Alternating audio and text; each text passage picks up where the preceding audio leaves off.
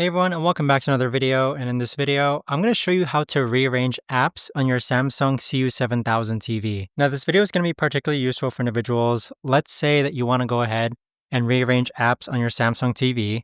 That's maybe because you watch YouTube more than Netflix, so you want to rearrange it more to the left. How do you actually go ahead about doing so?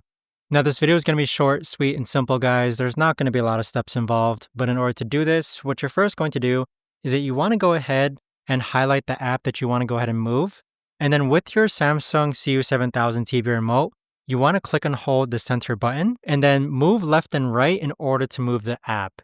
So as you can see, you could actually move it left and right, or you can just remove the app entirely.